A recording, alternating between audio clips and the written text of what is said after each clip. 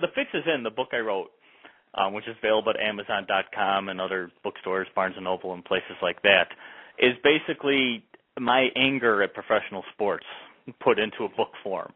Because as a fan, and I was a longtime fan of professional sports, I got tired of being lied to. I got tired of criminals playing the game. I got tired of steroids and drugs infiltrating the game. I got tired of them lying to me about gambling that was surrounding the game. And the more and more I saw these so-called scandals that surrounded professional sports, I started wondering if all these things around sports can be affected, can they actually affect the games themselves? And is what they're selling to us true? Are the games pure? And the more I researched this, the more I dug into it, I came to find out that no, games have been fixed in the past. They've been fixed by organized crime. They've been fixed by gamblers. And I've started to believe, and the more I investigate it, the more I am sure that games have been fixed by the leagues themselves to ensure higher ratings and more fan interest. And the more I saw outcomes that didn't make sense, but outcomes that always seemed to benefit the leagues, such as, events like the Patriots winning after 9/11 or, the Saints winning after Hurricane Katrina. And I began to realize that the league is profiting from these things. I mean, pushing certain storylines, it doesn't matter with, like in the NFL, when you have 80% of all revenue that's shared among all the teams, when one team succeeds, it actually benefits the entire league. So no matter what, in every sport, some team's going to win the championship. But the question is, if you make a certain team win the championship, that can actually trickle down and benefit every other team that didn't win the championship.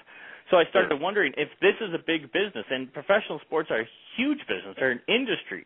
I mean, NFL is making nearly $9-10 billion a season. NBA is making $4 or $5 billion. So is Major League Baseball. If you have a business, and you have the ability to manipulate your product to make it more enjoyable to the people who are consuming it while they're consuming it, why wouldn't you manipulate it to get those extra benefits out of it if you could? Because it's the wise business decision to do. Well, I think again, this whole bounty thing is another scandal that happens in sports, and it kind of goes to show you that, dirty things happen. There's corruption within professional sports. A lot of fans look at it as being pure and clean, but it's really not. And again, it is a business. And the way I look at the bounty thing is I find it very interesting that this is a case where it's actually the NFL is creating its own scandal.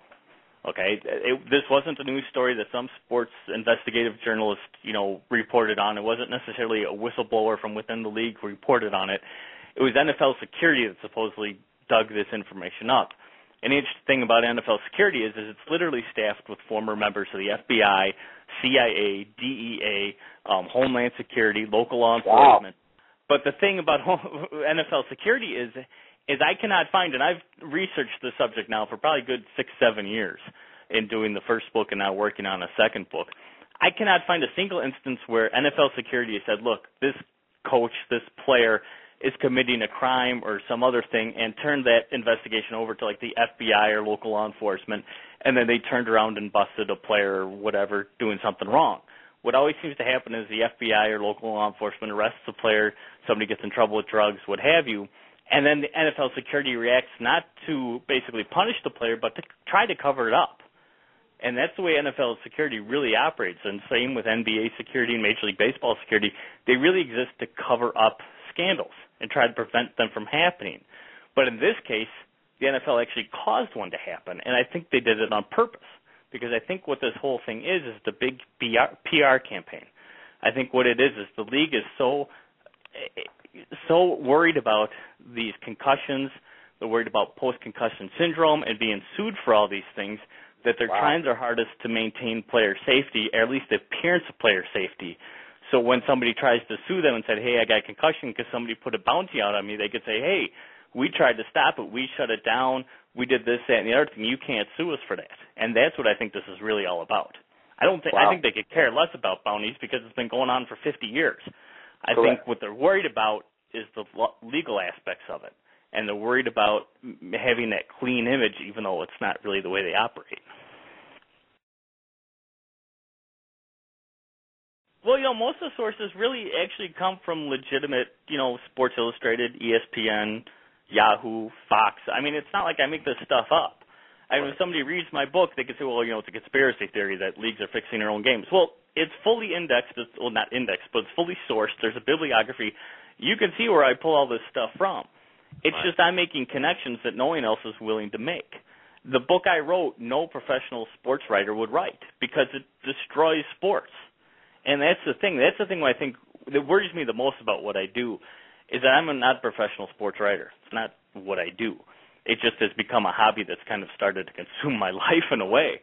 But the thing is professional sports journalists, whether they work for ESPN, where they work for Fox Sports, whoever, those companies actually fund professional sports. I mean, ESPN's giving the NFL, $1 billion a year for Monday Night Football. Fox Sports is giving them a couple $1 billion a year for football. CBS is giving them billions of dollars a year for football. Now, are they going to turn around and report negative stories about these leagues? Are they going to really do investigative reporting? No, because they're not going to shoot themselves in the foot because of these billion-dollar investments. So that's the thing. When you had Tim Donaghy come out and say, hey, yeah, you got me busted for gambling on games, fine, but you know what? The NBA is rigging their own games, and this is how they do it. ESPN wasn't going to investigate it because they just invested $1 billion a season into the NBA. Very true. I mean, that's the scary part with sports journalism today is it's really not, there's no investigative reporting. As far as I'm concerned, it doesn't really exist. So me as an outsider, I can do this. I can put these things out there and question these things because I have nothing on the line. I have nothing to lose. But they do. And the thing is, too, even beat reporters, and this is true today as it was 40, 50 years ago, beat reporters, if you write the wrong story about the local team, if you, put a team player in a negative light or that, you can lose access to the locker room. You can lose access to the player, and therefore, basically, you lose your job just because you write the wrong kind of story or broadcast the wrong information. You can be basically unemployed by being blacklisted. And again, so who's going to write the negative stories? Who's going to say, hey, I think this guy's on steroids or this guy's doing drugs, and here's my proof for it? Nobody's going to do it because they won't gain anything. They'll just lose everything. So that's the thing that worries me is there's censorship out there, and it's self-imposed censorship because there's too much money to be made.